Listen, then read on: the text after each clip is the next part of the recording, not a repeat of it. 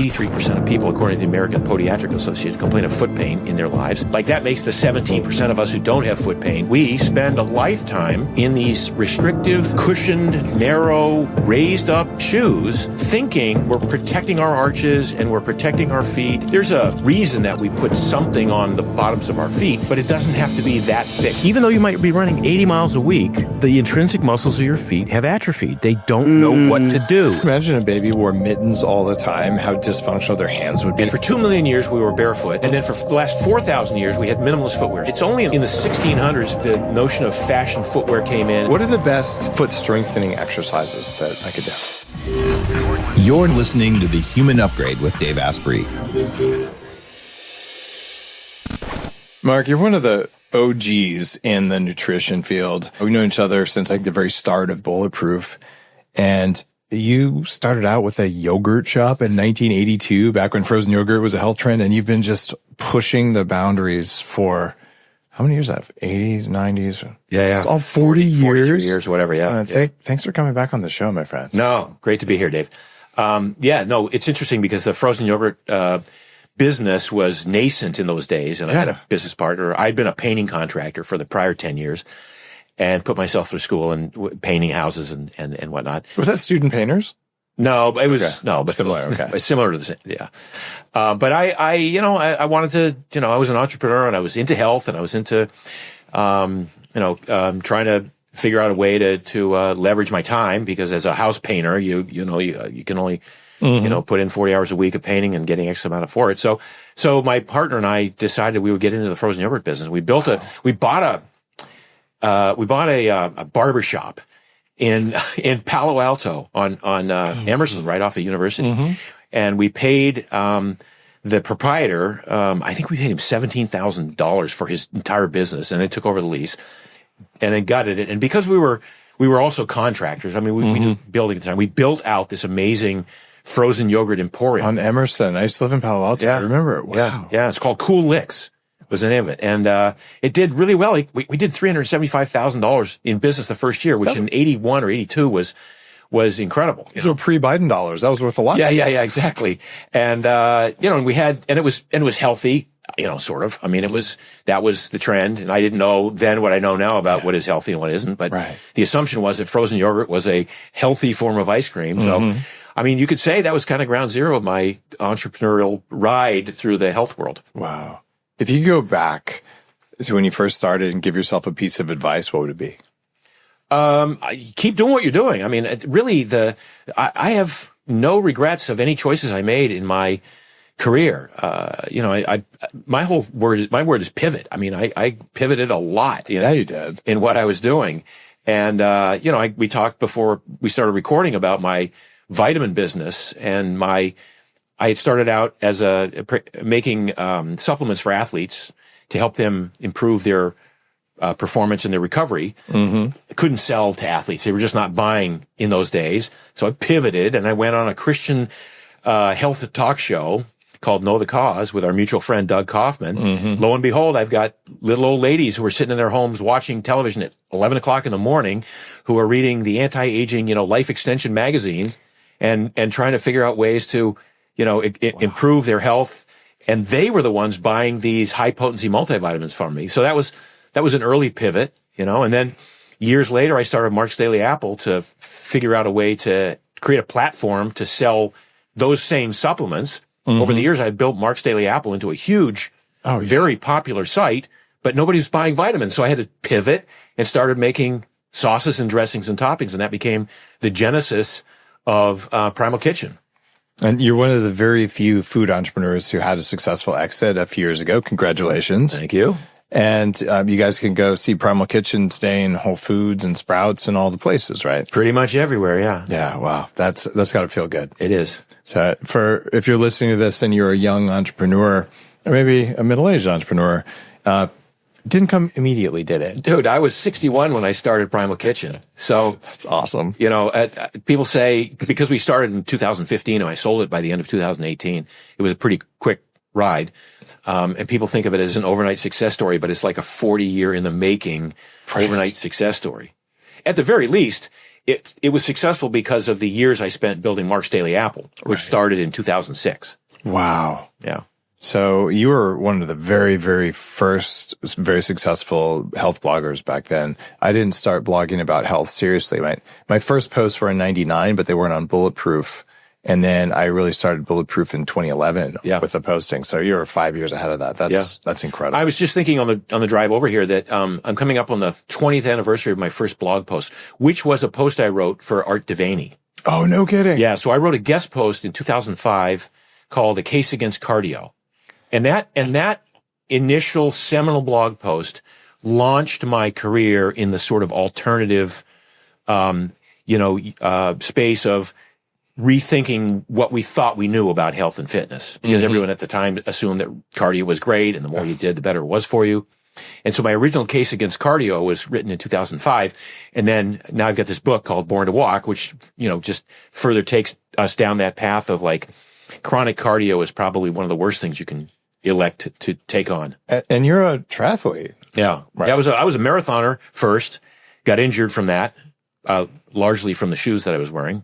Yeah. And so I switched over to triathlon because I had that Jones. I had to like beat myself up doing something every day. And when I got injured running and I couldn't run 100 miles a week anymore, I took on cycling and then swimming and did a stint as a triathlete, but eventually saw the folly of my ways. Yeah, man. As a teenager, I was obese and I tried running, but I had arthritis since I was 14. So I took up cycling, did all kinds of cycling. Same thing. I never lost weight on that stuff. And you were the first big voice I'm aware of, and I'm pretty well researched, to just say, this is dumb. Yeah. And so thank you for that, because that's a big societal shift to say, something that everyone believes is wrong and provably wrong, and to just hold your guns against all the whatever, like unhealthy doctors saying that it doesn't work and all that. So. I mean, that's been the nature of my hue and cry, and my, the banner I've carried for a long time is the anti-conventional wisdom thing, whether it's, statins and heart disease and cholesterol and saturated fat, or whether it's, too much exercise or staying out of the sun. I mean, all these things that we thought we had to do to be, healthy and fit. And we find out now we're almost the exact wrong, advice. I mean, high carbohydrate diet, that was what I grew up on as an athlete, right? In the 70s and 80s, it was all about, could you slam down 700 grams of carbs a day minimum to go out and run yourself ragged, and then carbo load that night so you could do it again the next day. I remember my first 75-mile ride. It was a race. It was called the Turquoise Trail in New Mexico, and it is the most brutal, hilly thing at a higher altitude. And carbs were the thing. So I went to Dunkin' Donuts and had like 3 muffins because I knew that would fuel me. And I hurled after 3 miles, and then I bonked, and it was the most horrible experience ever. I'm like, I must not eat enough carbs, because we just believed it so much. That's funny. I didn't eat enough carbs, right? That's right, you bonked. Yeah. So again, back to another, the conventional wisdom was about carbs, and then, Finney and Volek come along and they start doing all this work on ketogenic diets and how ketones are, the brain operates very well on ketones, and how the body can adapt to burning fat at very high rates of output. Like if you're an ultra marathoner, you could probably derive 90 to 95% of all your energy requirements from your own stored body fat and from the fat that you take in as fuel. This was even as recently as like 10 or 15 years ago, that was unheard of. So now we continue to kind of push the envelope there on what human performance is capable of, given the right inputs. Right. It's all about the inputs. Yeah. And we're going to talk about other environmental factors, like how you connect to the earth. And you guys might have noticed I'm wearing some cool shoes here that are a new kind of shoes, that I'm used to see me wear some Vibram, 5 fingers long tango. This is different. This is Mark's new thing. But first we got to talk about inputs before we get into environmental inputs. And, Mark, I have a grass-fed bone to pick with you. Uh-oh. I saw a post recently where you were saying that you were choosing some grain-fed ribeye because you like the taste better and you don't think there's a difference in fatty acids. What's up with that? Yeah. So for the longest time, I think, again, the community that I was involved in, going back to paleo and going back to Lorna Cordain and Rob Wolf and myself and you, and, was grass-fed has to be the ideal form of grass-fed and grass-finished, and we need to be clear that it's that distinction, right? Because all all beef is grass fed at some point, and then much of it is grain finished.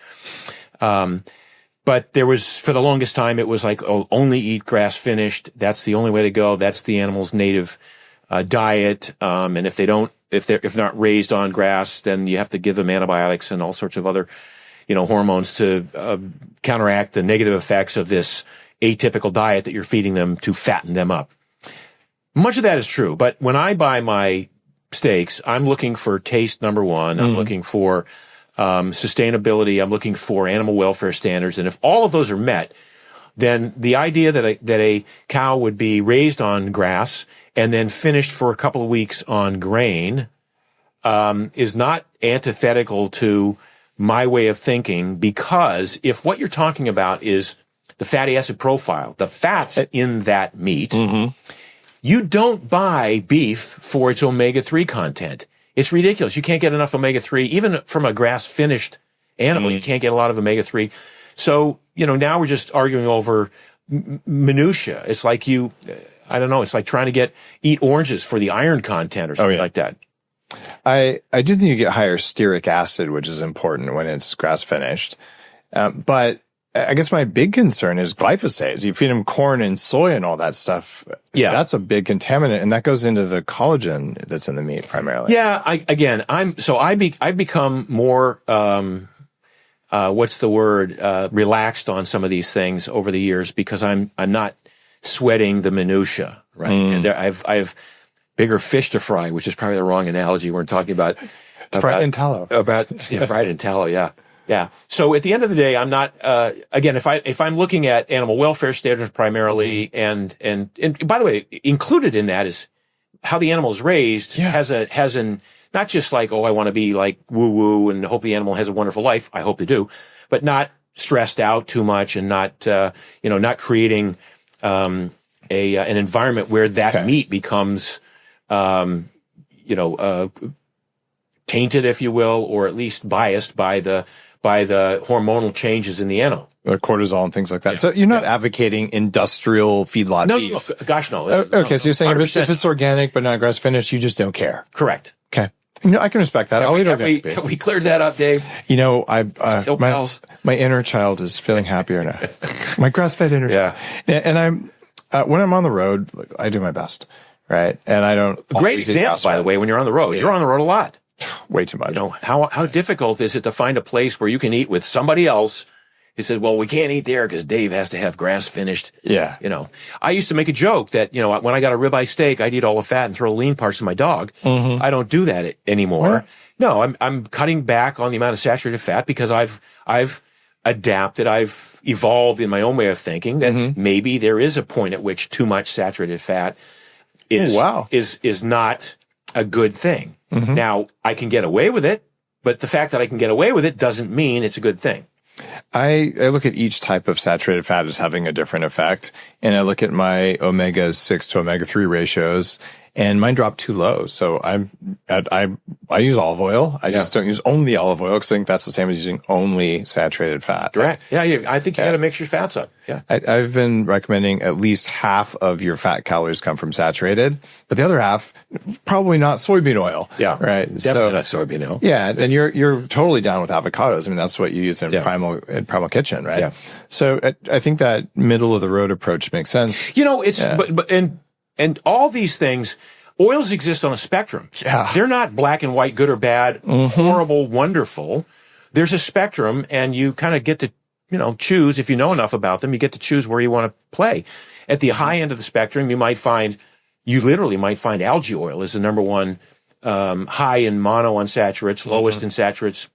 But then you drop down to avocado oil, which pretty close. But from there, maybe extra virgin olive oil, but high oleic sunflower oil is not a horrible oil. It's not on the same category as, say, canola or soybean at the other end, or corn oil. So, and if it's organic, so it doesn't have all the residue from spraying it, it's not the end of the world, especially if it's not deep fried for a long time. Correct. Right? Yeah.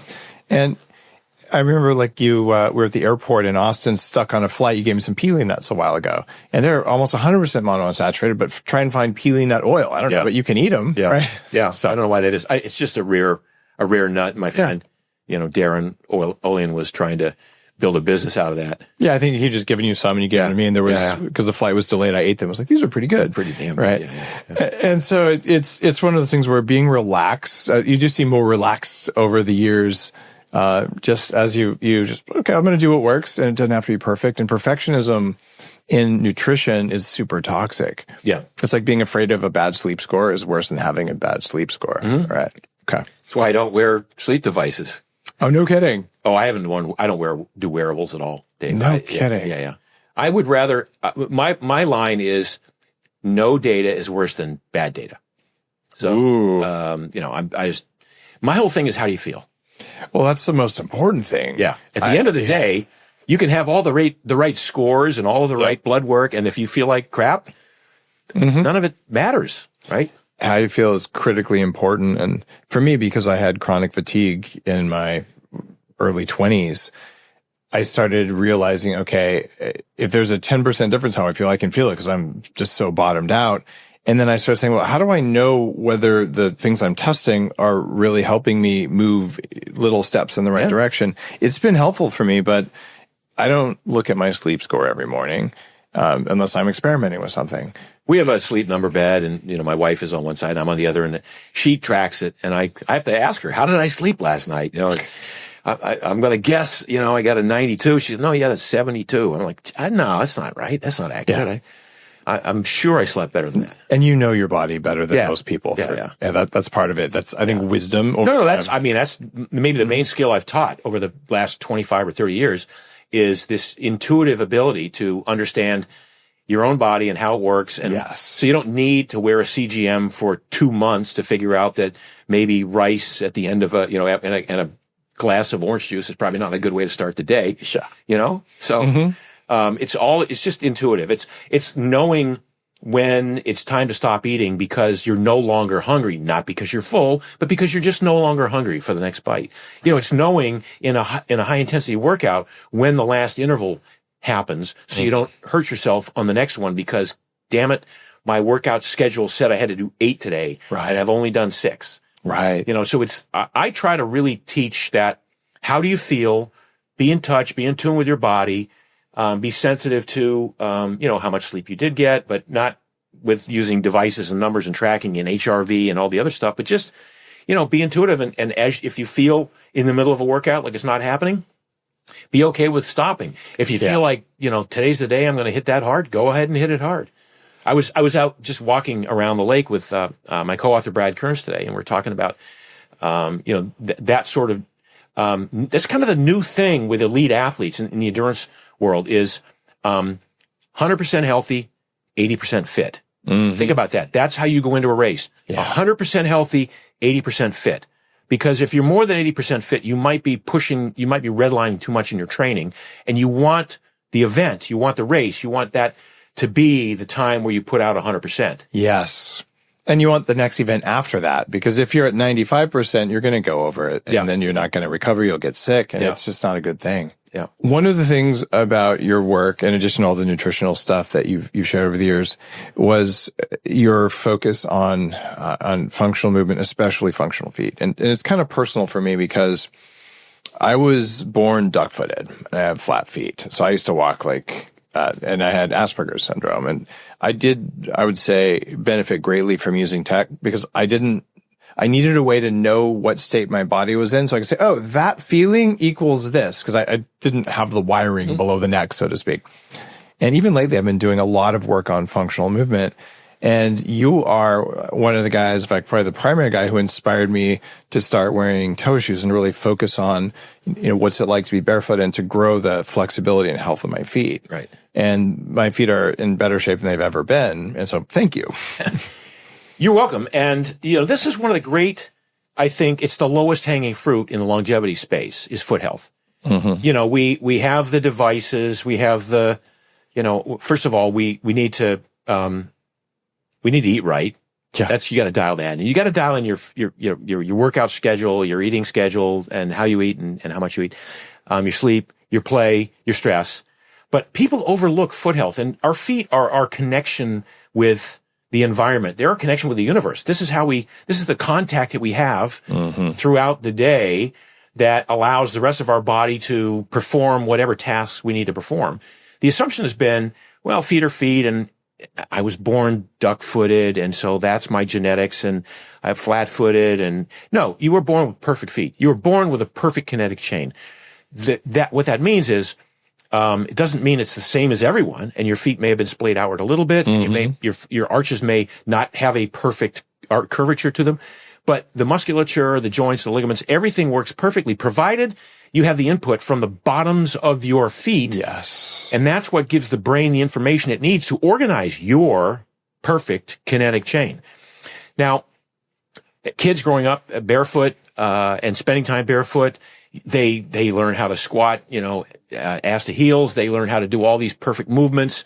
They run perfectly because when they're barefoot. I got a 3-year-old, grandchild that, I'm, visiting in Tennessee on a frequent basis. He's running on the pavement and the concrete all the time, barefoot, just light on his feet. Yeah. Because the brain is getting exactly the signals it needs on precisely how much to curl the toes, how much to arch bend the arch, how much to roll the ankle outward a little bit, to supinate or pronate, to accommodate the texture of the ground or the tilt of the ground he's running on, how deeply to bend the knees to offset the forces that are generated from that run or that jump. Without that information, if you're wearing thick, padded, cushioned shoes, the brain has to guess on exactly how to do this. And so we spend a lifetime in these restrictive, cushioned, narrow, raised up shoes, thinking we're protecting our arches and we're protecting our feet and that somehow assuming that everything starts from the ankle up through the neck, when in fact it has to start with the bottom of the feet. Wow. So barefoot is a way to go. We're born barefoot.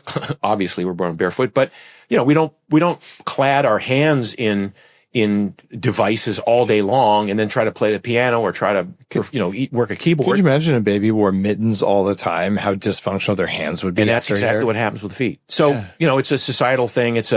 Look, we've created this environment where we have concrete and pavement and hardwood floors and marble floors and nails and glass and all kind of rocks and stuff. So there's a reason that we put something on the bottoms of our feet, but it doesn't have to be that thick. So my take on this for the last 40 years has been, first of all, I hate shoes. I hated the running shoes that I had to train in. I got injured from the cushioning aspects of them and the raised heels. My kinetic chain didn't adjust the way it should have. And when the first thing started to go wrong, when my ankles and knees started to hurt, I was a miracle cure with orthotics. I was one of the 1976, Steven Subotnick, a podiatrist, gave me a set of rigid orthotics that took away my knee pain. And I ran for the next 2 years like crazy. Then I got hip pain because all it did was it bypassed the one weak point and fixed that, but it kept going without fixing the origin of the problem, which was my foot's contact with the ground, my foot's ability to sense the ground and to pronate or supinate according to the dictates of the texture and tilt of the ground and the input that my brain gets. The second I weight my forward foot, the brain has all the information it needs on exactly how to do this. So I kept putting in wedges and all kinds of shim, all the way up to the kinetic chain until finally my hips gave out. I just had a hip replaced in December. A lot of marathoners end up that way, don't they? Yeah. And for good reason. The body is not designed to do that much running, and especially not to do that much running in thick padded cushion shoes. Because you assume when you put on these Hokas or these thick, bouncy shoes, oh my God, it feels so good. Some Crocs. Yeah. So all that's doing is taking about 10% of the shock absorption, which to your feet makes it feel like, oh my God, this is amazing. And just running it up the kinetic chain, up through the other joints, up through the knees, up through the hips. And so the irony here is that in the 50 years of the running boom and marathoning and this marketing machine that has told everybody that you got to go out there and just do it and run and run like you're on a cloud, the number of injuries has not decreased one single iota. Wow. 50% of all runners get injured every year. 50% of all people who claim to be runners get injured. At any one point in time, 25% of all people who claim to be runners are injured right now. It's like worse than the NFL. And this is because we are overlooking the most important critical component of movement, of gait, which is ground feel, contact with the ground, toe splay, the abilities of toes to splay outwardly and articulate individually. Like your big toe is the most important aspect of your gait. So you're walking, you plant the heel, roll off the toe, plant the heel, roll off the toe. You can't do that if the toe's squished over against the rest of the metatarsals in a shoe. No matter how wide the shoe is at its widest point, it still comes to tapers to the front. So people can get away with it for a while and not get injured, but most people complain of, 83% of people, according to the American Podiatric Association, complain of foot pain in their lives. Like that makes the 17% of us who don't have foot pain the outliers. It's crazy. So that was sort of the impetus for writing the book, which is you don't need to run. Running is antithetical to health for most people. The only people who should be running, Dave, are runners. Now, when I say that, it's like I'm talking about ectomorph, skinny, big lungs, great capacity for pain tolerance. And those are the only people who should be running. Everybody else should be walking, sprinting for sure once in a while, but sprinting is different from metronomic running at 8-minute miles or 10-minute miles or whatever it is. Walking a lot, sprinting a little bit, and lifting weights, lifting heavy things, and lifting over the course of, maybe if you've got your diet dialed in and now your body composition you're trending toward your ideal body composition as a result of your food choices, and you're burning fat, whether you're at rest or at work, then the irony here is you don't need to work out that much to be toned and fit. I've tried 20 minutes a week is where I am right now. No, I'm using AI. I'm kind of cheating, but I'm doing all right. Yeah. So that's what I'm saying. So that's going to get you to 80 or 85% of your genetic max potential. Now, if you say, hey, Mark, I want to go do MMA fighting or BJJ, or I want to compete in a triathlon. Okay, now we're going to have to make some compromises. You're going to compromise your health in pursuit of this. Now we can amp your performance up, but it's going to take, 3x or 5x the amount of time you're doing right now to achieve, a great looking, healthy body that unless you're competing, why would you want to keep going harder and harder? Like I'm the minimum effective dose guy from day one. Amen. What's the least amount of pain, suffering, sacrifice, discipline, calorie counting, portion control that I can undertake to get the body that I want? Not what's the most, but what's the least amount of this shit that I have to do. It's so good because you're investing not dollars, you're investing discipline. In everything you do. And if it takes less discipline to do something that gets results, that means you have more discipline for something else. Bingo. Yeah. More discipline, more time, more energy. Yeah. I mean, so many people, as we talk about in the book, the sort of obligate runner who has to run 30 or 40 miles a week and doesn't feel like the day is worth anything if they haven't gotten their run in fact, beat themselves up on days that they, that they don't run. Those are the people who also maybe should be going to the gym, but don't have the energy because the run was so hard and it was so valuable, and I struggled and I suffered and I sweated. I'm going to sit and rest now, and I can't go play with my kids for a while because daddy's just gotta, or mommy's just gotta, regroup after that hard run I did. And the irony is, years and years of doing this, and they don't get any faster. Their 10K time doesn't come down. Their marathon time doesn't come down because they're not training smart, and they're not training, in that they're not training the different systems. They're not teasing out the aerobic system and saying, okay, 85% of my work should be done at max, at a heart rate of fat max or lower, zone 2, zone 1, right? And then only a small amount of my work should be done at high intensity, brief bouts of high intensity, You said that zone 0 is the new zone 2. And I kind of think zone 2 takes a lot of time compared to the results. Yeah. Talk to me about that. Well, zone 1 is like the new zone 2. I'd say that's the main. Okay. Yeah. Zone 1 is like, a walking pace for most people. Okay. And what I tell people is the more you walk, the better off you'll be. People say, well, I don't have an hour a day that I can allocate to walking. I'm like, oh, can you find 6 times throughout the day where you can walk for 10 minutes, whether it's, dropping the kids off early to school and walking them to school because you parked a half mile away, or, is it walking to work? Is it walking while you're on a phone call at work? Is it taking a lunch break with your coworkers? And, cause it takes 20 minutes to eat lunch and then take 40 minutes to walk. Is it walking at the end of the day? Is it walking the dog in the morning? And if you can find 6 10-minute segments throughout the day to walk, it's actually more valuable than one 60-minute segment. Here's why.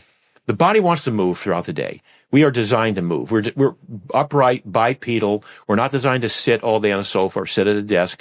We're specifically genetically evolved or designed, however you want to allocate that wisdom. Yeah. We are evolved to be upright on 2 feet. Name 4 other animals that are bipedal, that don't have a tail or wings, right? So we sort of like have to move just so we don't fall over like a Segway parked at a stop sign. So we have to move all day long, and walking is the quintessential human movement. We populated the face of the earth by walking. Our ancestors got, 4,000 to 5,000, maybe to 15,000 steps a day. So walking is the best thing you can do for longevity. And it's also the greatest marker for longevity in that once you stop walking, you literally start dying. Wow. Think about that. I mean, when you stop moving, when you stop walking, you start dying, because that's the beginning of this atrophy. Like, I'm not strong enough to walk, so I can't even get my ass to the gym to do, some resistance training, to build muscle strength or to build bone density or to improve glucose clearance and all the things that we know that weight training does. So that's why in some of the, Dan Buettner my next door neighbor. He's a very good friend of mine. He's my downstairs neighbor. He's a great guy. He's a great guy. He lives like a couple floors down, and we hang out all the time. And, we differ on beans versus beef. But, so we really only differ on 2 letters, the A-N of bean and the E-F. You can go out to eat. He eats your side dishes. You eat his main course. Yeah, it's pretty funny. I always eat at steak when I'm with Dan. I have to order the biggest red steak I can get. But he'll say that, walking and gardening, moving are probably, if you distilled everything down within the blue zones, it's that, it's not the diets as much as it's the community and the walking and the activity and the low calories, right? They're walking a lot and they don't consume a lot of calories, but it's the movement, because again, once you stop moving and you start sitting, atrophy sets in so quickly. It's a very slippery slope, a very steep downhill decline from there.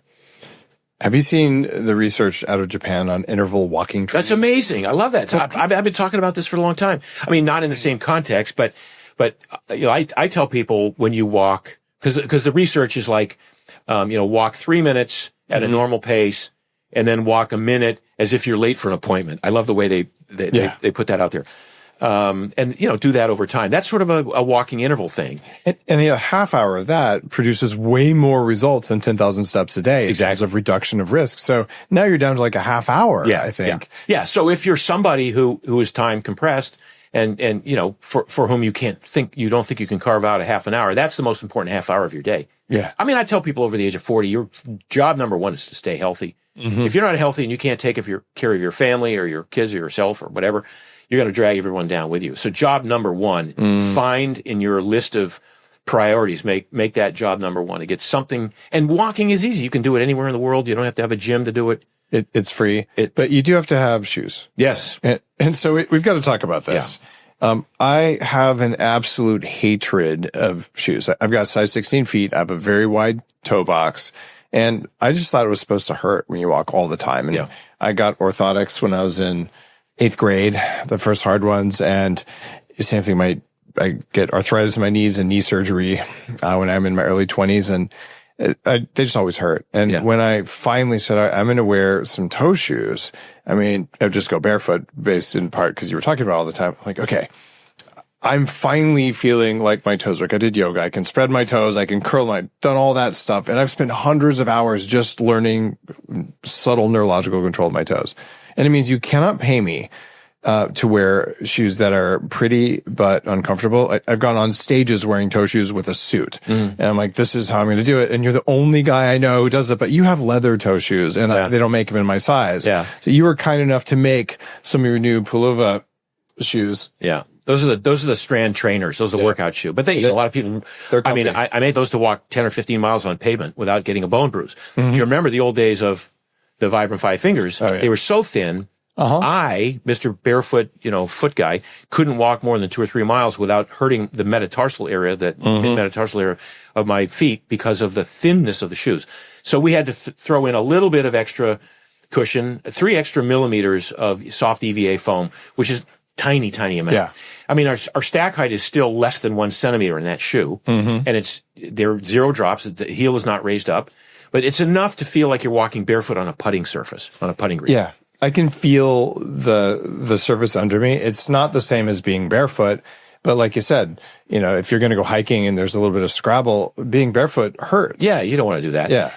No, and so we've, and we have a lot of other styles. We have a hiking shoe, the ATR, which is specifically for off-road. I've got guys who are big into rucking who are wearing that and loving it, because the thing here is, we tell people don't run in these shoes. Now, they're the best running shoe you'll ever put on if you know how to run. But if you don't know how to run, if you're not a midfoot striker who's trained barefoot or trained in minimalist footwear for a long time, you'll trash your Achilles, you'll trash your calf, you'll hurt yourself. So we say, if you're not trained, but walk as much as you can in these shoes, because every step you take, you're relaxing, you're realigning, and you're strengthening your feet.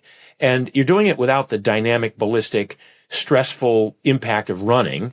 So you're training your feet with every footfall. It's a passive way to train your feet to become stronger and more resilient. And we're seeing this across the board with women who have bunions, who can't walk, and are now walking 8 miles a day in paluvas on pavement. And I have 15 or 20 women in Miami Beach, where I live, who are just raving about the results they're getting. Again, I've got weightlifters in the gym who normally would like to go barefoot when they're doing heavy leg days, because, in the gym, they say, great toe. The big toe is called the great toe. Great toe, great ass. Your glutes are wired directly to your big toe. By the way, your brain is too. So they're cross-wired, right? Yeah. Like your left glute goes with your right toe, right? So when you can abduct, pull away the big toe and press it into the ground when you're doing squats or deadlifts or lunges, you will engage the glutes far greater than if you're wearing shoes that are compressing your feet together. That's why so many of these serious bodybuilders do their leg days barefoot, right? Well, most gyms don't allow that. So now we have this 5-toed shoe that lets your toes articulate individually according to the topography that you're walking on. So if you step in a divot or a pothole, you want your toes to accommodate differently. Yeah, they should be able to flex back, right? Flex backward. Yeah.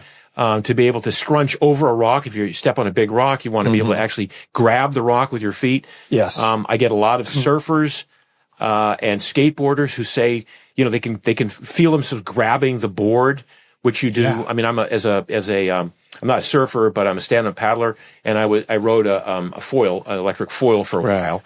And, you really want to grab the board. I thought you and Laird were into surfing for a while, weren't you? Well, Laird's into surfing. No, Laird's a buddy. I don't surf with Laird. Okay. Nobody surfs with Laird. Laird surfs by himself or with, 1 or 2 other, big wave surfers, but he's out there doing his thing.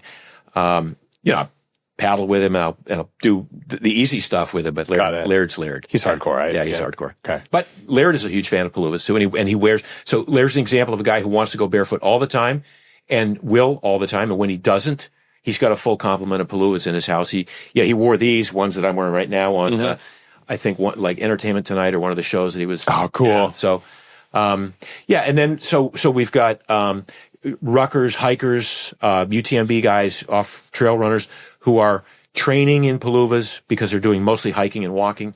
Gym rats, women who are just, doing their regular workouts throughout the day. I mean, if you go to my gym in Miami Beach, there'll be 15 people wearing paluvas on any one day.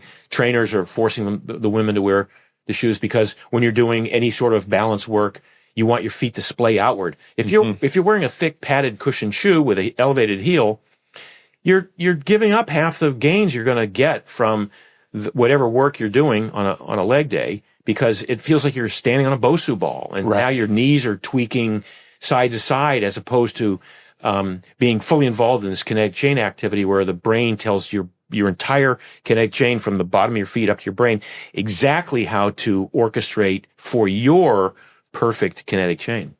It makes so much sense. What do you say when people say those shoes aren't sexy? Yeah. This is I think the biggest hurdle we have is can you make them without 5 toes? Or can you make them where you don't show the toes? I think, mark my words, in the next couple of years, you'll see millions of people wearing these shoes because it takes some time to overcome the initial, but it's not even an ick factor. It's like most of the women who try the shoes on and wear them for a couple of days think, I look cute in these shoes. Not like, oh, I can get away with wearing these while I'm in the gym, but they're wearing, dropping the kids off at school, when they're shopping in Whole Foods or wherever they are, running around town. Guys are wearing them to work. We make a Napa leather lace-up shoe for the workplace. Nice. We make the desert boot for travel. We make slippers and loafers and all. We have shoes for all occasions, because we think that once you wear these shoes, it's going to be really difficult to go back to wearing regular footwear again. I can't imagine wearing like cowboy boots. I live in Austin. I have a $800 pair of ostrich leather. They look cool, but I would stand in them for a photo shoot, but I will not walk across the stage in them because they're dumb. Yeah. No, they're literally dumb. And if you think what you're doing to your feet, these really important appendages, they're more than appendages, they're organs. They are your contact with the universe. They are what connects you to the world. And now you're negating it by binding it and raising it and constricting it and squishing all the toes together. I see so many horrible feet because of the business that I'm in now. Mm-hmm. Bunions is one thing.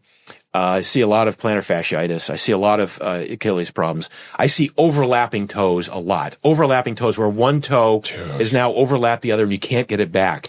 So, like millions of people are buying toe spacers now because they recognize how this is a problem. Women in particular who are wearing high heels, and don't stop wearing your high heels. They look fabulous. But while you're not wearing your high heels, a lot of women are wearing toe spacers, but they wear them for, 30 minutes or an hour while they're watching TV. Yeah. This is a toe spacer you can wear all day and work your toes back into some strength and realignment while you're doing it. I slept with toe spacers for 2 years because my feet did that. I had an overlap toe on each side. And for me to go trek through the Himalayas and the Andes the way I did, every morning I had to wake up, wrap medical tape around 3 of my toes, cover them in Vaseline the way endurance athletes do, and put on socks just to walk. Yeah, just to walk. Yeah, and I don't have any of that anymore. How crazy is that? Yeah. And that was, that's not genetics. That is not, all that is your footwear choice over a lifetime. Mm-hmm. It's not even diet. It's genetics. I mean, it's footwear. It's not genetics. It's not diet. It's just your footwear choice. And to think that we still cling to this notion that, shoes are for fashion, footwear is for fashion. I have to tell you, I've some big names in our industry, some big names in orthopedics and podiatry who, oh my God, Mark, I love what you're doing. I'm 100% behind it. I understand all of the dynamics and the biokinetics, but I'm a shoe girl. I just can't do it. Yeah. I'm like, are you kidding me? Like, are you serious? Now, our good friend, for example, JJ Virgin. Oh my God, I was going to bring her up. JJ loves the shoes. JJ's wearing them. No. Yes. JJ, when we got JJ, that's the tipping point, right? You'd think. So JJ and I have been friends, dear friends for a long time, and she used to give me so much crap about my toe shoes that I actually went into Photoshop and online. I found like a 5-finger high heel and I cut it out. So I'm getting you some of these for Christmas. Yeah. And she's like, and you converted her. JJ. So JJ, we're very old friends. We go back to 1987. Wow. I mean, she was basically a teenager when I met her. It's Sports Club LA in Los Angeles. And so I've known her for a long time. And when I first started doing this, she was like, Mark, nope, we're not doing it, not having it. I'll do anything. And then I got her trying a pair, and now she's all about them. Now she loves them. She said the same thing about going to Burning Man, but I got her to do that. So, yeah. So, all right. If you got JJ, who's absolutely a shoe girl, here's the next question. So let's say that you're into high heels. Yeah. Right. And you're going to go out on a hot date or whatever. You're going to wear high heels for 3 or 4 hours. Yeah. How long does it take for the foot to recover from? Well, just now, at some point, here's the example I'd use. You've cleaned up your diet. You've gotten rid of gluten. You don't have any gut issues. You're living life. You're not in pain. You're thankful for all the changes you've made. And now you go out one night and you have bread and pasta and pizza. And all of a sudden you're back to where you were. So you wake up the next morning, you go, Jesus, I can't do that. I mean, Yeah. when I used to eat bread and pasta and everything, it didn't hurt as much as it did this morning after one night because I cleaned up my act. So now think about feet. Now you've relaxed and realigned and strengthened and made your feet more mobile. And now you put on those old shoes again. You're really going to notice it, right? Okay. So are your feet going to come back? Yeah, they're going to come back after 3 hours, but you're maybe not going to want to wear them for 3 hours. So we have a lot of people who, like people in Manhattan who walk to work in their pullovers because they fit in a purse, get to work, put on their heels as they have to, walk home with their pullovers on. So there are ways to do this. And one of the things I do appreciate, I've got size 16 feet. And that means that if I was to take a pair of cowboy boots or normal shoes, that's half my suitcase. I'm not even kidding. If it's a carry-on, I can't do it. But the pullovers that I'm wearing, they mash up. Yeah. I mean, you can do whatever you want to them, and they're very small. Yeah. So then I can have comfortable shoes. Like I wear them in the airports anyway. Yeah. I'm just not going back to regular shoes. I traveled light to get here because I'm here for 3 days, so I only brought 6 pair of pullovers.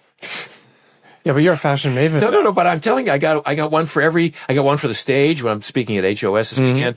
I got slippers for the hotel room. I got ones to work out in the gym. I got these that I'm wearing today because they go with jeans. I got black leather lace ups for and I got 15 other ones at home that I rotate because I only wear these. I started this company for me. Oh, I know. Yeah. I'm just like Primal Kitchen. I like. How come nobody's making a condiment that I can put on my food with reckless abandon and eat as much as I want and not feel bad about myself? How come nobody's making a shoe that's the most comfortable shoe you'll ever wear? And I guarantee, that's one of our guarantees. This is the most comfortable shoe you'll ever wear. I mean, give it 2 or 3 days if you're not used to this, but you'll quickly see, oh my God, I see what he's talking about. This will strengthen your feet. This will rebuild the resilience and the strength in your feet. And, and then you'll go, okay, I don't want to put on the narrow pointed shoes. We had an issue. My wife and I went to a wedding in France, south of France 3 years ago. And she said, this is really a big deal. And this, you're going to get a Tom Ford suit. You're going to wear Tom Ford shoes. And I'm like, okay. And we buy these freaking Tom Ford shoes and they were so stiff and so uncomfortable that I literally walked away from after the wedding. Like after the ceremony was over, I walked barefoot down to the car, carrying the shoes with bloody feet from the heels and all this digging in and all that stuff. So, you cannot get me into regular shoes ever again. And so this is my goal is for this to be a thing. You say, what's the biggest the hurdle is the fashion aspect of it.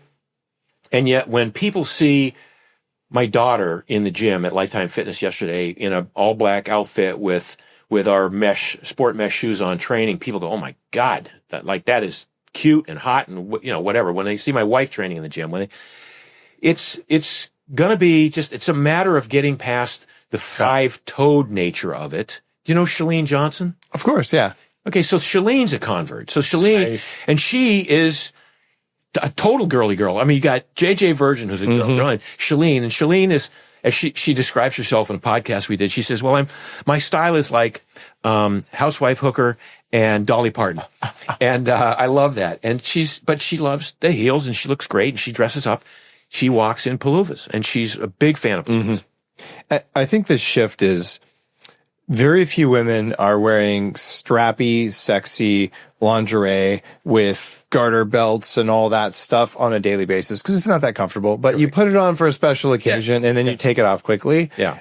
High heels are more of a lingerie item. Yeah. Well put. Right. And just looking at it that way, saying, I want to live for a very, very long time, which means walking for a long time and being comfortable and happy. So wear some cute shoes that allow your toes to spread. And this is a great way to do it with the Palooza. So as you know, I remember maybe 10 years ago, I ran into you in San Francisco, just randomly we were walking. I'm like, what? And you were wearing some leather 5 fingers and you said, I bought 5 pairs of these because they're running out. They stopped making them. And I was jealous because they didn't make them in my size. Yeah. And here we are years later, like, I'm just going to do it for me. The best companies ever. Like, same thing when I started my old coffee company. Yeah. So I couldn't buy coffee. They didn't make me tweak. Yeah. So you did this, but I think you're becoming successful at starting a movement of normalizing comfortable footwear. What I want to do is normalize foot health. I want foot health to be right up there with, like, I want people in the gym that work out in the gym to go, Tuesdays is chest and tris, and Wednesdays is back and bis, and Friday's foot day. I really want to see something, some homage paid to the sanctity of foot health. It's the new sleep. It's really it's the lowest hanging fruit on the longevity tree. And, Courtney Connolly, who's a chiropractor, she'll say that big toe strength is a better indicator of risk for dying than grip strength or VO2 max, like Peter Attia would say. Yeah, don't tell Peter Attia. Yeah. He won't listen anyway. He's doing too much zone 2 to have time. Yeah. So. Hey guys, I'm breaking in here on my own podcast. We weren't planning on doing any kind of a discount. Wait till the end. And Mark decided actually at the end of the episode, he's giving you a gift. So stay tuned. Now, what are the best foot strengthening exercises that I could do? So here's the thing. Walking barefoot or in minimalist footwear is the single best foot strengthening thing you can do. Walking unless you have poor form, though, right? What? Yes. Well, so don't have poor form. And by the way, if you walk, if you walk in paluvas, you'll automatically have better form. Now, we tell people walk on uneven surfaces, like walk on rocks, walk on cobblestones. Walk on this. We look for uneven surfaces when I take people off on their first outing with paluvas. Okay, now dig what's happening to your feet. Your feet are accommodating the shift in the tilt, right? And you're stepping on the outside of this rock, but it's okay. Your ankle's rolling enough, and it knows when to stop rolling. Rather than if you're wearing a stiff hiking boot and you stepped on this the wrong way, your ankle wouldn't roll at all, but you'd tweak your knee because that was the next point of. The next weak link in the kinetic chain that was not getting in information from the bottoms of your feet. Okay. Like if you walk barefoot on boulders, if you're bouldering with bare feet, every footfall is different. Every foot, it doesn't matter. You're accommodating it. Your kinetic chain is organizing itself. You do enough of this and you rebuild healthy foot function. So I can give you all the foot circles you can do. I can give you all of the, walking backwards on a treadmill, uphill a la, Ben Patrick, knees over toes guy. I can give you all of the stretches you can do with the different devices, standing on a Bosu ball and rolling. Just walk barefoot as much as you can. Or if you can't go barefoot, walk with paluvas on and you will strengthen your feet. There is no way around that. You'll regain without compromising, without twisting an ankle or all of the things that might happen if you were like going to the track and doing, drills for sprinting or something like that, which are foot strengthening, but have a little bit of a ballistic dynamic nature to them that is not without risk. Does that make sense? It makes a lot of sense. And I'm just envisioning what is the best uneven surface to walk on. It has to be the rubble of the pharmaceutical industry. That's funny. Okay. Yeah. I have, in my own foot recovery journey, I did a lot of functional movement work because I found out my brain wasn't addressing my toes. They were folded over because I didn't know how to straighten it. So I had a friend up on Vancouver Island. She would tap on my toes until somehow I reconnected it until I could finally spread them. And then my toes were always kind of like jacked up. And now I have straight toes and I can spread them. And then I did have to go through almost like infant learning to learn how to flex. Scrunch a towel and grab a towel with your toes. Like flex both sides of the foot to, lift up my toes. Can you spread them out wide? Can you, yeah? My toes, my legs are crossed when they're not crossed. Yeah. There you go. It's spreading pretty well. Yes. Not bad. Not bad for a guy who had crossed over toes and yeah. And I think my other one spreads better, in part because I just did a bunch. But feet are supposed to be wide. For 2 million years, we were barefoot. And then for the last 4,000 years, we had minimalist footwear. So we were wearing, sandals made of skins or of reeds or whatever, cobbled together. And it's only in the last, like in the 1600s, the notion of fashion footwear came in, and the royalty and the nobility would wear these tight shoes that compressed their feet but had pointy toes, and they looked good, almost to signify that they were not the working class. And then the working class had these wide toe box shoes that accommodated a wide foot and were, able to toil in the soil and do all the things that they had to do. And then for the next several hundred years, fashion footwear became this thing, and pointy toes, and to the point of stiletto heels. And then in the middle 1970s, the athletic shoe market started with this thick cushioned shoe, which begat a whole, several generations of injured runners as a result of that. So minimalist footwear has only been around for a handful of years recently, but it's been around for 2 million years, because we were minimalist footwear for the first 2,000 years, and then for 4,000 years up to about, the 17th century. And then we started wearing shoes. So most of our time has been spent with minimalist or barefoot. And now we're just reintroducing this. So now there's a whole resurgence of minimalist footwear. There's several companies making wide toe box shoes, wide, thin, flat, flexible shoes. Our argument is, if you've screwed your feet up so badly over the decades wearing regular shoes, and then you buy a pair of minimalist footwear that has a single open wide toe box, your feet don't automatically seek some beautiful natural splay outwardly. Yeah. They retain their dysfunctional, misformed shape to train them within. So you have to train them. And how you do that? Now you can wear toe spreaders in a wide toe box regular shoe, or get a pair of paluvas and start to train your feet that way. Got it. I will admit I'm a fan of both. When I went to the royal wedding in Norway recently, I didn't think I could quite get away with my tux walking down the red carpet. Not yet. Not yet. Yeah. So, but I did wear some leather wide toe box shoes, and online people roasted me for that, saying, "Oh my God, you look so good, but your shoes are ugly." And I just responded and said they're my male birth control. So we have these in black. You could have worn these. I could have worn these with leather. These are sweet. Yeah. So that's a workplace shoe. I do not own a leather pair of. Yeah, because they don't make them in your size yet. But I mean, that's a workplace shoe. This is, I would wear that. Yeah, no, and in the black, it looks really good with a tux. I mean, I've worn it many times. I would. Weddings and funerals and whatever. So again, a shoe for all occasions is what we were after here. Okay. Well, I just appreciate it so much, because there was really nothing before this that would be for all occasions. It was extreme workout stuff, and that was it. Ballet slippers for MMA fighters. Yeah, like bright yellow stuff. What about special forces and military people? Are they adopting Paluva?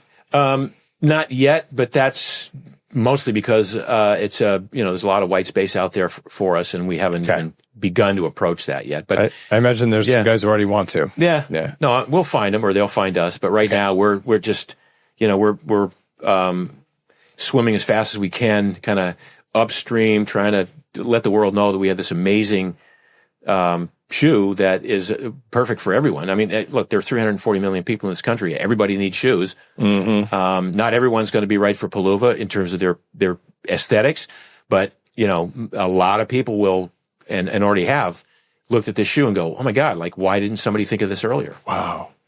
Do you know the history of Crocs? Only tangentially. Do you know it? Are you going to tell me? Just because it's hilarious. Yeah. I think Crocs. Great example too, by the way, of consumer acceptance eventually. Well, consumer acceptance of shoes that are not good for your feet, though, right? They're formless and squishy. And, they say they don't encourage good foot posture, and they're full of plasticizers and things. Yeah. There's a great documentary called Idiocracy. You've probably seen it. It's one of my favorite movies. I tell everyone to watch it. We're there, baby. We're totally there. Yeah. Look at the shoes. The producers were trying to find the most ridiculous shoes that only stupid people would wear in the future. Yeah. And they bought all of Crocs inventory for the movie. And that was what made Crocs take off. Yeah. So, and, my kids, when they first got Crocs, I was like, "Oh my God, don't do this." But, it didn't have agreement in the house about that. So I watched them wear it and watched their gait go the wrong direction. And, you do what you can. No, you do what you can. And again, so that when I say there's no accounting for people's aesthetics, that's an example of a $1 billion company that, I'm not wild about the aesthetics. But I got a friend who has 300 pair because he collects them. So yeah, there you go. Yeah. I think cornflakes, it's also a massive company. Doesn't mean it's good for you. Yeah. Right. So there's that. And do you know about the excavation of the Tim River with shoes? No. Oh my gosh. You'll want to know about this because it helps to explain how we got to where we are. So there's this place where people would throw their shoes in for, I don't know, unrequited love or something. I don't remember what.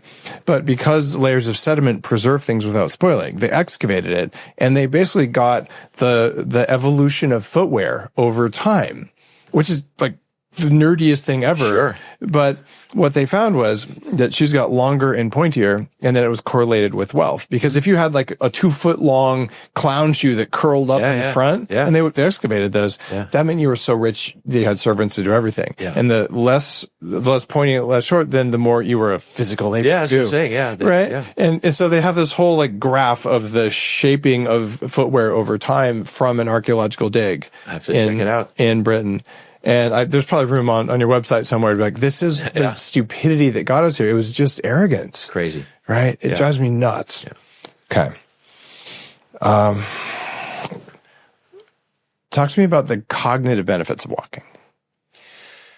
A lot of people will say, Mark, I don't want to give up running because it's my meditation. Yeah, because I'm a masochist, right? It's it's my, it's my time where I'm alone. And most of those people are playing, heavy metal headbanging music to overcome the monotony of the running or whatever. They're not really, it's not really, to any of those people, I would say, and by the way, I was a runner for a long time and I would go off. I never wore headphones when I ran, ever. I've never worn any headphones working out. It's antithetical to the experience of working out. Particularly if you're out in nature, cycling or if you're in the gym to block out whatever they're playing, it's okay, right? I guess, sure, that's fine. Yeah. So what's the, what's the benefit of running for me? I wrote a lot of good pieces on the run out in the, in the hills behind, Santa Monica. But walking's better. I mean, walking is not as, because it's not as difficult as running. When you're walking, you can get in that meditative state a lot easier. It's so the benefits of walking, the meditative benefits of walking, the cognitive benefits of walking, which is just, the circulation, being out in nature, breathing the air. The fact that, again, if you do it with minimalist footwear, particularly paluvas or barefoot, the fact that the big toe, in addition to being wired to the glute, the big toe is wired directly to the brain. And I just had a conversation this morning, an email conversation with somebody this morning about putting together a study on cognitive decline and barefoot and minimalist footwear. The fact that people who are experiencing cognitive decline may benefit from having toes splayed outward and engaging the big toe in a walking walking with a perfect gait. That is, with a gait that is plant the heel, roll off the big toe, plant the heel, roll off the big toe, versus plant the heel and then overpronate because your feet are all squished together, because you're duck-footed, because you've adapted your gait that way because of the shoes you're wearing. So it'll be interesting to see. I feel like there's going to be a strong correlation. I get a regular foot massage once a week. I get a reflexologist come in, and she's amazing, and she is really a huge fan of paluvas. That's all she wears, and she teaches reflexology to other massage therapists and reflexologists. And she's always working on my big toe, great toe. And, it's that brain connection. So even in Chinese medicine, going back thousands of years, there's this connection between the brain and the big toe. So, the fact that you could, through walking, you can ignite that, you can engage that connection, passively without thinking about it. I think there's a lot of promise there. We'll see. I mean, it's just one of those things I'm looking at doing that, among many other experiments that studies that I want to engage in. Well, you're constantly a curious guy, and there's patterns you can predict outcomes. And what we do know with things like Alzheimer's and dementia, having cataract surgery so that you can see with more neurological information reduces Alzheimer's. Getting a hearing aid so you can hear with more fidelity reduces Alzheimer's. It would stand to reason, and we can prove it, but I would bet on the results of this, that having more neurological input through the third most nerve dense part of the body, the first being hands, reproduction, and then feet. Actually, lips might be up there too. But okay, if you get a lot more bandwidth coming in, the brain will adapt to it. And if In fact, there's also a study that shows overusing noise canceling headphones, especially when it's not noisy, also can lead to cognitive declines. So it only makes sense that having sensory input through your feet is going to work, and being able to bend your toes independently is sensory input. Yeah. So I would and just the ground feel part, just the fact that I tell people when you put on Paluvas, you can feel everything you walk on, and that's a good thing, right? So you feel every stone, every stick, every hole, every divot, every crack, every dimple on a metal grate. I joke that I can read the manufacturer of a manhole cover from my bottoms of my feet, but not really. But but you feel, and it feels good. That's the thing I want to, I really need to impress upon people, is that feeling stuff underneath your feet without, sharp puncture or whatever is a good thing. It's what you crave it. And to your point, the more amount of that sort of ground feel input you can give to your brain, it's got to be better for you. I've felt the neurological changes, and I run a neuroscience company. I've measured everything and just learned how to feel it. When I switched to shoes that let me spread my toes and had very little padding, less than these, but probably too little. Yes, I would get bruised on my feet from stumps, or from roots, usually on Vancouver Island. But I did feel cognitive shifts because of when I would go for a walk, I felt like I was connected, and there's something to that. Well, I mean, the best example is pretty simple. Anybody who walks outside with shoes on and then goes over to a grassy field, takes their shoes off and stands barefoot in the grass, you can't help but have a smile on your face. It's an automatic mood elevator. Right. There's something going on there, and part of that is the ground feel. Part of that is grounding. Part of that is the negative ion transfer. There's a lot of stuff going on there, but the bottom line is the feet want to be naked against the ground. Let's talk about earthing for a minute. Clint Ober was just over here, who's the founder of the earthing movement. Yeah.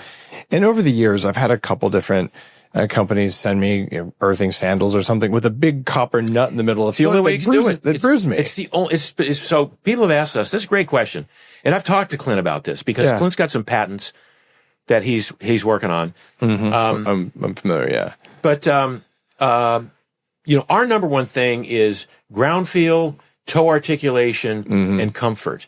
If we can get to the point where we can provide grounding as well, we'll do that. But you think about what you just said, a metal plug in the middle of the shoe. That can feel good. Which doesn't feel good and is only in that part of the foot. You really want the entire foot to be grounded. It's not like you just want one little wire stuck into your foot that's going to ground the entire body.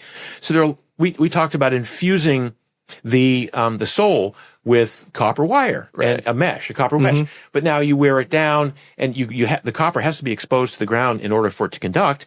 And then you wear it down. Now you go shred your carpet when you walk into your house, or you scratch your hardwood floor. So the practical implications, you can't just create, you sort of give up one for the other. So, best grounding shoes are the leather moccasins that you can find that are the most minimal shoe you could ever, I think you could ever. And they don't last very long. And they don't last very long for the very reason that what makes them good grounding shoes also makes them horrible for wear resistance. So, you might get 600 miles or 700 miles on a pair of Paluvas. If you're walking, you might get 40 miles on a pair of those grounding moccasins. Yep.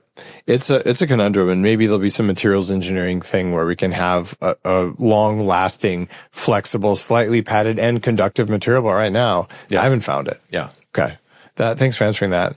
And I've thought about this for years. I think Clint's other technology may be the solution, but he's already talked about it on the show. Yeah. So he actually gave me one of his new devices, and it fell in my sock. I'm still sad. So, Mark, we've talked about all kinds of stuff: exercise, timing, walking versus running.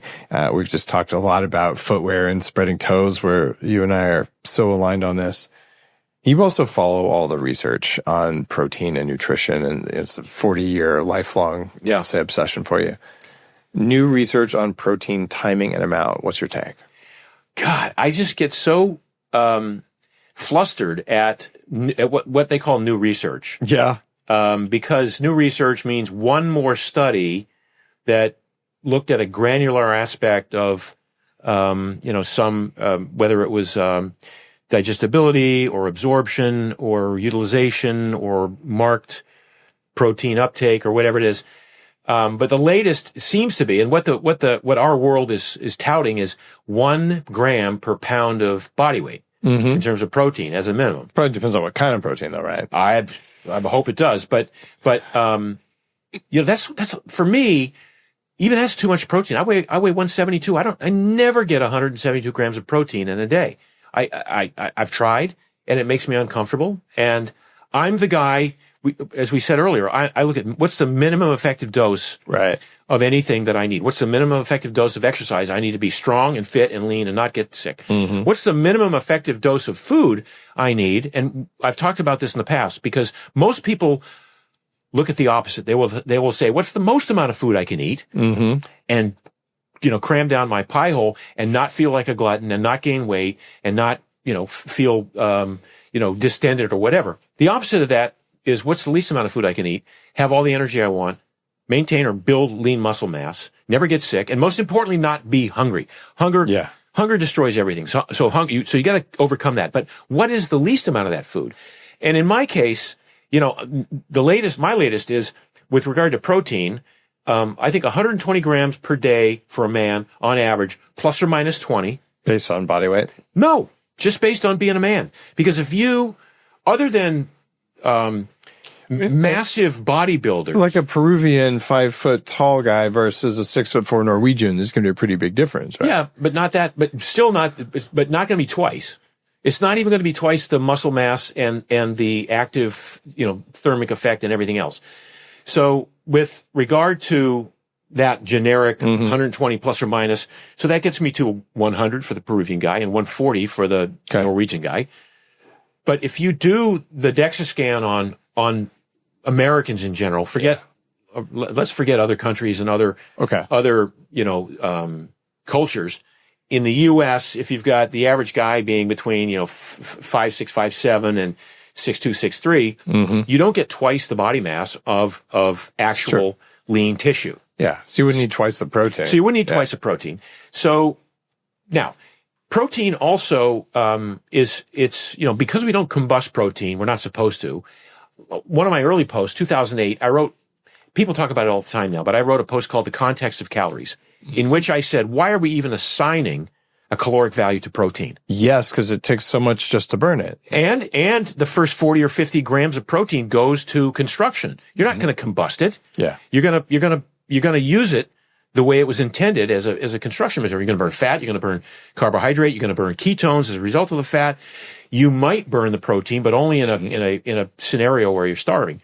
So why do we even assign a caloric value to protein? Given that, and given the fact that we have these protein sinks that, muscle is a protein sink, it stores protein. We have protein, some of the liver.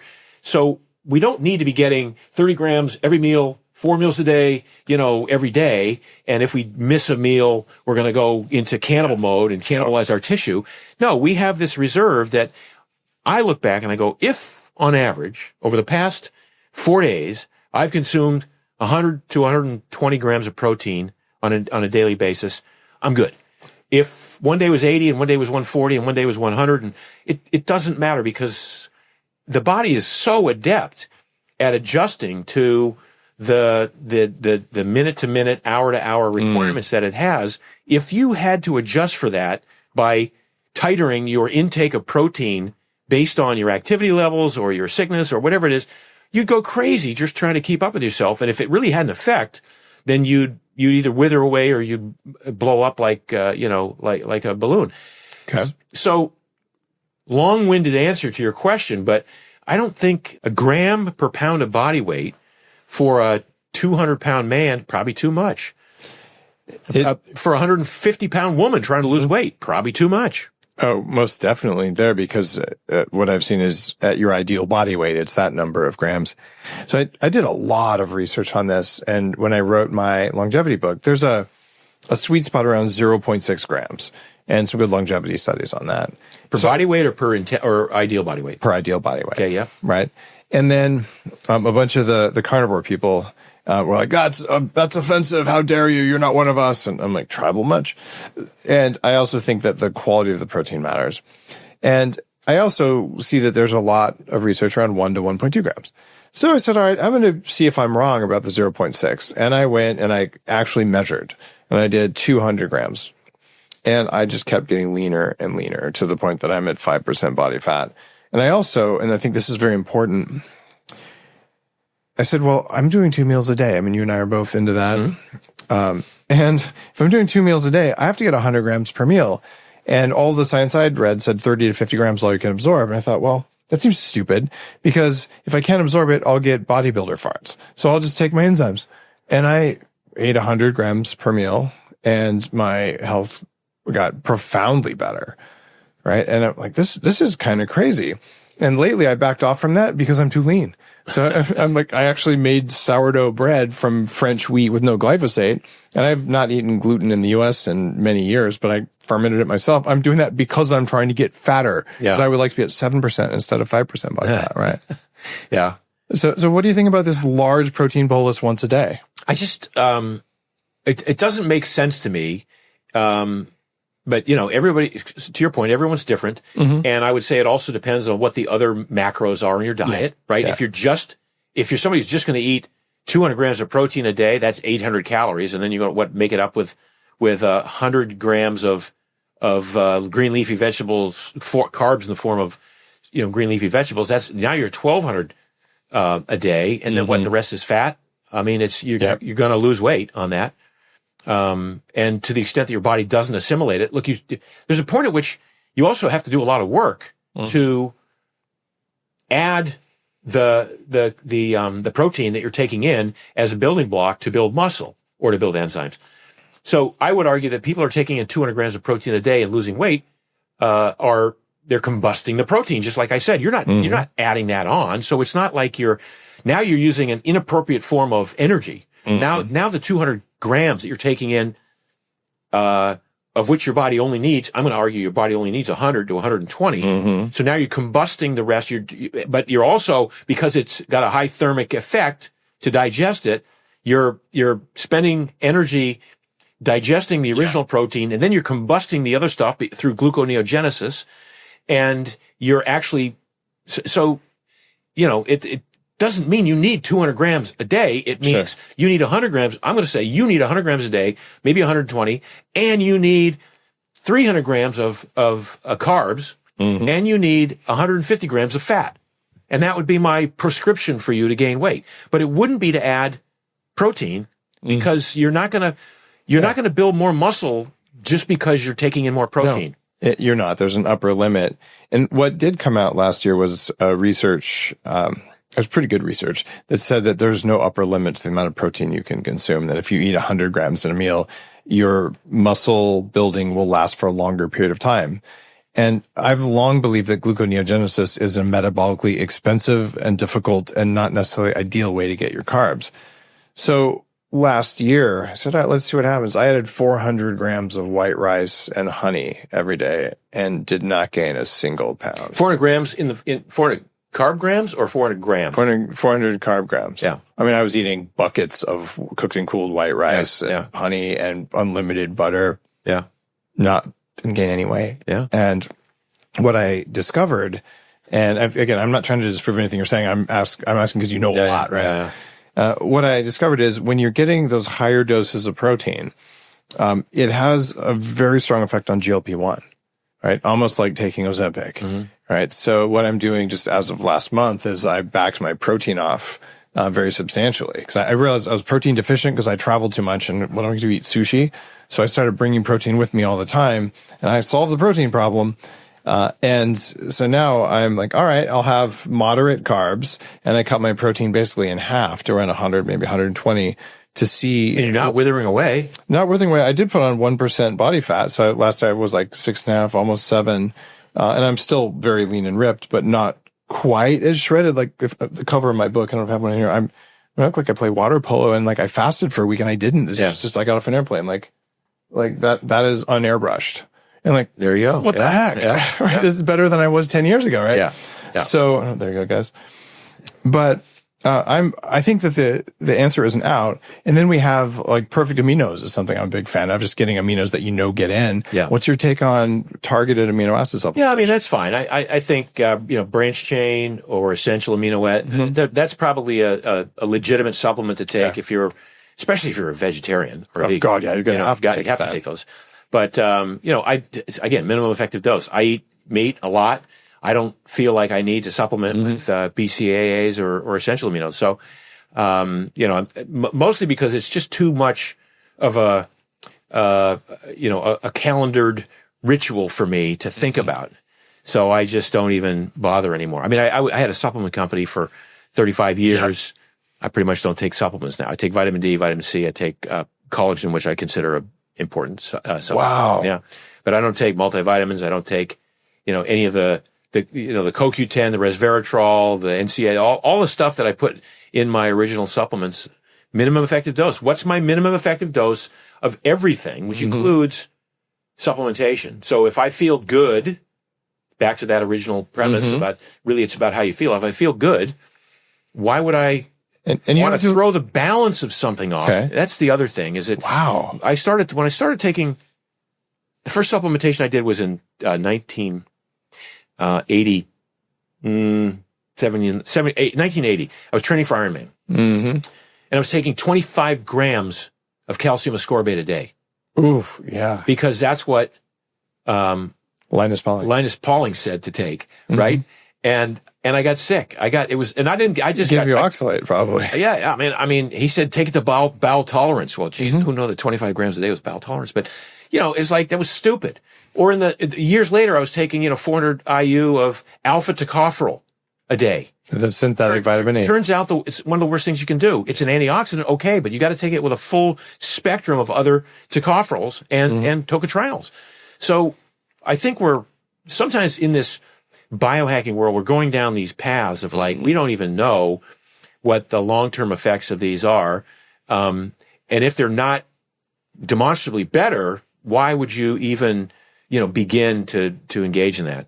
I am 100% with you on that, where we probably differ on the value of something like lab testing, where I used to do a lot of things I believed worked, like chronic cardio, 90 minutes of gym a day, low-fat, semi-vegetarian diet, and I wrecked my health. And I'll be a vegan, and they'll be a raw vegan. That wrecked my health even worse. Yeah.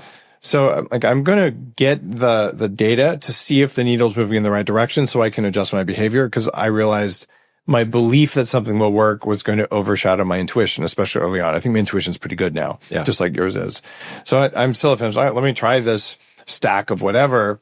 And if I feel noticeably better and my labs show that numbers are improving, I'm okay with it. Yeah. But if they don't, then I'm not going to do it anymore. And it is that piece around some things work, some things don't, some things work for you and not for me because of all the different reasons. Yeah. So the personalization, but it's taken me 25 years to get there. Yeah. Right? Well, and the other difference is, and don't take me wrong, but you want to live to 160. 180. Sorry, you upped it. It's always been 180. Okay, well, always been 180.